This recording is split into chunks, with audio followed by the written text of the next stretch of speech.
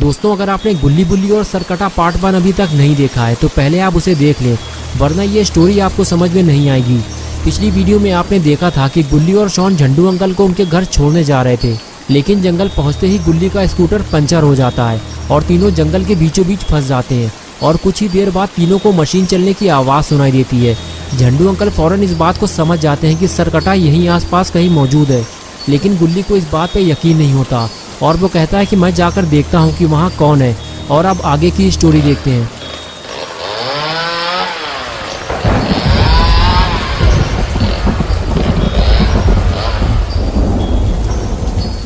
अंधेरा होने की वजह से गुल्ली सरकटे को बिल्कुल साफ नहीं देख पाता। वो उसे और पास जाकर देखना चाहता है, इसलिए गुल्ली आगे बढ़ता है और जब पास जाकर गुल्ली सरकटे को देखता है तो उसकी हालत खराब होने लगती है।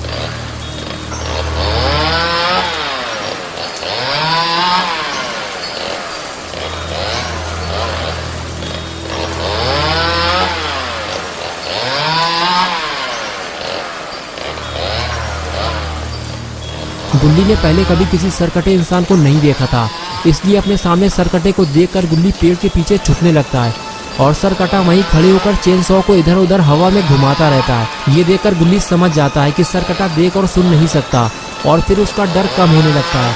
गुल्ली उठकर खड़ा होता है और वहां से भागने लगता है।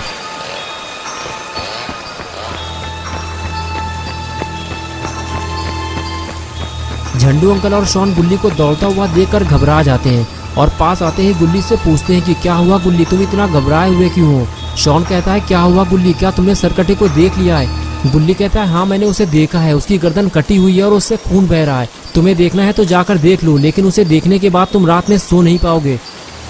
शॉन बोला, गुल्ली अगर ऐसी बात है तो हमें यहाँ से फौरन निकलना चाहिए, स्कूटर हम बाद में ले लेंगे, हमारे पास टाइम कम है, समझो मेरी बात को। झंडू अंकल ने कहा, गुल्ली कहीं तुम उसके ज़्यादा पास तो नहीं गए थे, क्योंकि उसे पता चल जाता है कि उसके आसपास कौन है और फिर वो उसके पीछे पड़ जाता है। तभी शॉन ने कहा, उधर देखो कोई हमारे पास आ रहा है।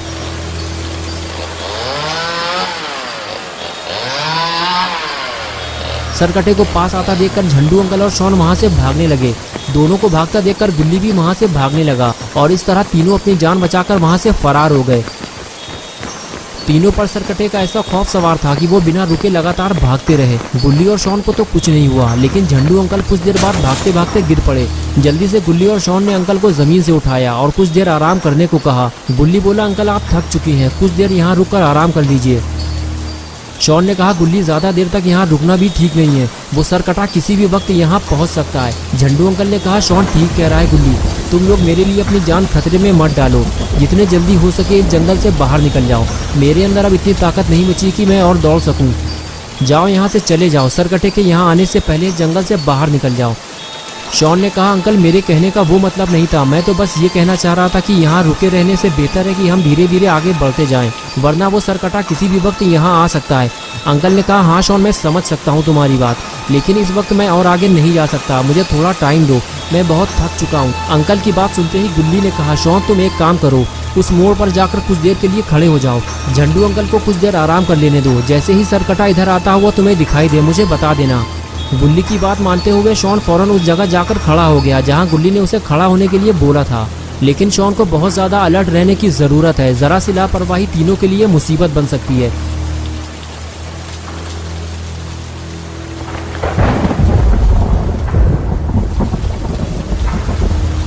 झंडू अंकल गुल्ली से बात करते हुए बताते हैं कि शायद आज की रात वो जिंदा नहीं बचेंगे, सरकटा उन्हें मार देगा।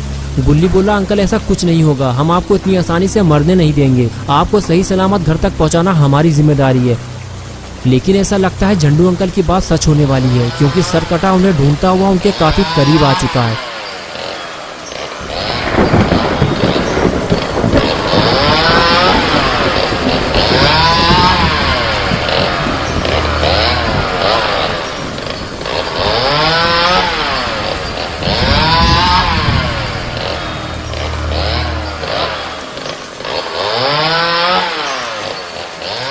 लेकिन शॉन दूर से ही सरकटे को आता हुआ देख लेता है और फौरन गुल्ली के पास जाकर उसे अलर्ट कर देता है।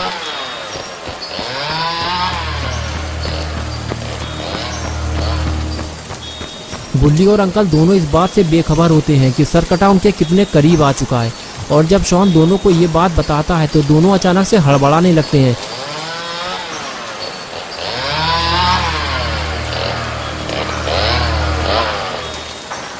सरकटे के पहुंचने से पहले ही तीनों वहां से फरार हो जाते हैं। गुल्ली और शॉन तो तेज भाग सकते हैं, लेकिन झंडू अंकल ठीक से चल भी नहीं पा रहे। गुल्ली अंकल से तेज चलने के लिए कहता है, लेकिन अंकल ज्यादा तेज नहीं चल सकते।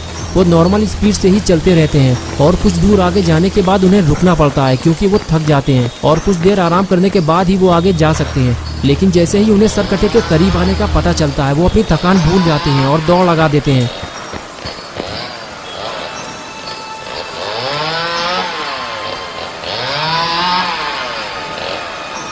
कुछ देर दौड़ने भागने के बाद तीनों ऐसी जगह पहुंच जाते हैं जहां उन्हें अपने सामने एक बड़ा सा घर दिखाई देता है। ये देखते ही तीनों वहां रुक जाते हैं। गुल्ली कहता है, अंकल आपका घर आ गया, हमने आपको सही सलामत आपके घर तक पहुंचा दिया है। तभी झंडू अंकल कहते हैं, गुल्ली ये मेरा घर नहीं है, ये तो किसी और का घर है, मेरा घर तो काफी आगे है।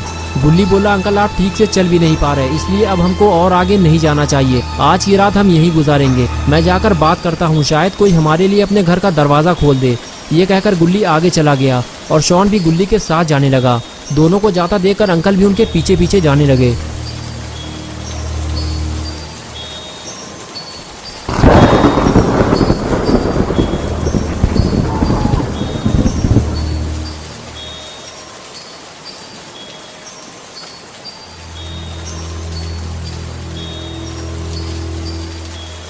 घर के दरवाजे पे पहुंचते ही गुल्ली ने दरवाजे पर नॉक किया, लेकिन जब बार बार दरवाजा खटखटाने के बाद भी किसी ने दरवाजा नहीं खोला तो गुल्ली समझ गया कि घर में कोई नहीं है।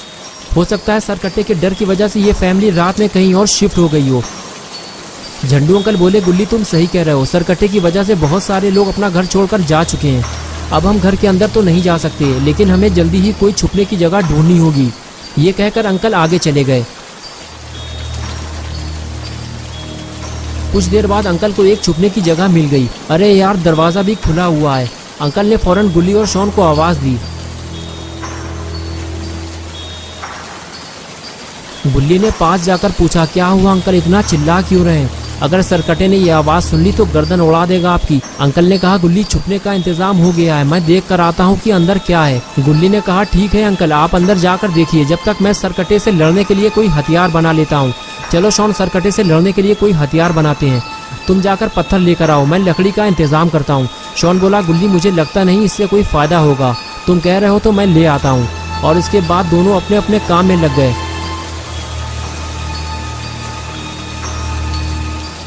गुल्ली जब लकड़ी ढूंढने गया तो उसे वहां रखी हुई एक कुल्हाड़ी मिल गई। तभी गुल्ली ने दबी हुई आवाज में कहा, शॉन वापस आ जाओ, हथियार का इंतजाम हो गया है। लेकिन शॉन ने शायद किसी और चीज की आवाज सुन ली है, इसलिए वो गुल्ली की बात को अनदेखा कर रहा है। तभी अचानक शॉन पलटा और कहने लगा, वो आ गया है गुल्ली, चेन सॉ की आवाज बहुत तेज आ रही है, छुपो जल्दी वरना हम मारे जाएंगे। दोस्तों, क्या होगा अब गुल्ली अंकल और शॉन का? क्या गुल्ली और शॉन झंडू अंकल को बचा पाएंगे या फिर ये दोनों सरकटे के हाथों मारे जाएंगे? ये सब हम देखेंगे पार्ट 3 में 10 अक्टूबर संडे सुबह 8 बजे। तो दोस्तों, अगर आप पार्ट 3 देखना चाहते हैं तो इस वीडियो को लाइक करें और चैनल को सब्सक्राइब करें। बेल आइकन प्रेस करके ऑल नोटिफिकेशन ऑन करना ना भूलें।